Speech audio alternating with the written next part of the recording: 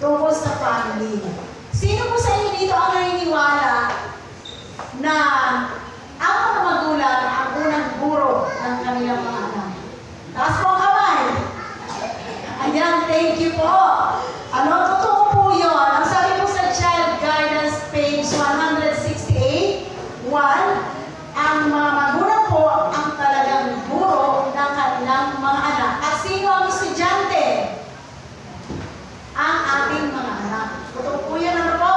Kung kaming mga teacher ay guro ng mga estudyante, ang mga parents ay guro ng kanilang mga anak. Ang sabi po sa 1 Timothy 4 verse 12, huwag hayaang hamakin kanino man dahil sa iyong kabataan, kundi maging halimbawa ang mga mananampalataya sa pananalita, sa paggawi, sa pag-ibig, sa pananampalataya sa kadalisayan. Alam niyo ba ang sabi dito?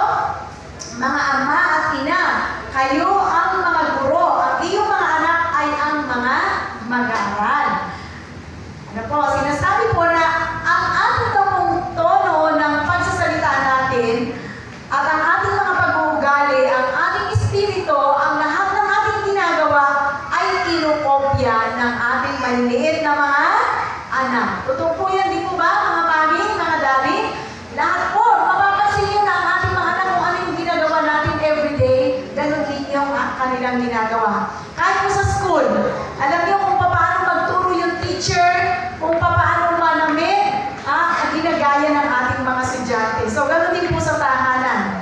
Ginagaya ng kanilang mga bata, ang kanilang mga magulang. Kaya dapat, ang paalaala po sa atin, mag-ingat upang mabigyan sila ng mga tamang modelo. So, napakalaki ng ating responsibility mga parents. So, lahat ng ating gagawin dapat maging maingat tayo sapagkat lahat ng ating ginagawa ay ginagaya ng ating mga anak.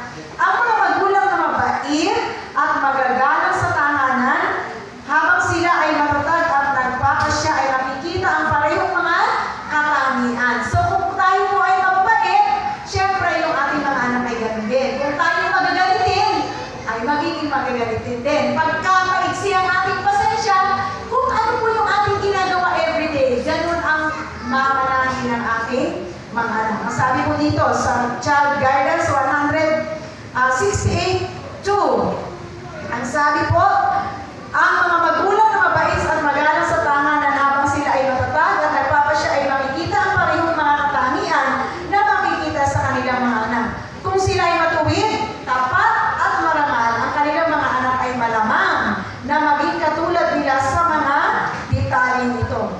So kung iginagalang at sinasamba nila ang Diyos ang kanilang mga anak na sinanay, ay sa parehong paraan ay hindi makakalimutan maglingkod din sa Kanya, no? Maganda po ang sinasabi dito na tayo mga magulang kahit sa pagsamba sa ating Panginoon, dapat tayo yung modelo sa ating mga anak, ano? Ang mga parents dapat maagang sumisimba at ang mga anak din ay maaga. Pero kung tayo pang huli-huli, tanghali na tayong gumising, paingat-ingat pa mag-araw ng Sabado, ganun din yung ating mga anak. Maliban, alam niyo, meron din namang mga anak na mas nauunang sumimba kaysa mga magulang. Alam niyo kung bakit? Kasi pag sa school, sinasabi ng teacher, oy, nalala ko po nung kami nasa Mindoro, ang aming po mga estudyante, chine-check talaga namin ang attendance pag Wednesday, pag Friday ng gabi, sa Sabbath school, sa hour of worship, lahat po, alam po maghapon, chine-check po namin yan kasi kasama yan sa kanilang pathfindering. Ang nangyayari, mas maaga sumisimba ang mga estudyante kaysa mga parents. Pero hindi po dapat ganon. Dapat nakikita sa atin na umulan man at bumagyo, tayong mga magulang ang mauuna lagi sa church. Kasi yun ang magiging kaugalian ng ating mga anak. Kahit sila ay lumayo sa atin kapag tayo ay yung ipinakita nating pagiging modelo sa ating mga anak, yan ay magagaya nila at magiging legacy nila sa kanilang mga anak. Alam nyo, lagi kong example ang aking nanay. Talagang kahit umulan at bumagyo kami nasa church, kasi kami nun maagang naulila kami, talagang sakripisyo talaga yung ginagawa niya. Maaga kami lagi sa church. At parang kami ngayon, ako ngayon, parang nararamdaman ko na nakukonsensya ako kapag hindi ako nakakasimba, hindi ko nakakasama yung aking mga anak. So, maganda po talaga na ang mga magulang ay maging modelo. Sabi pa po, sa 144:1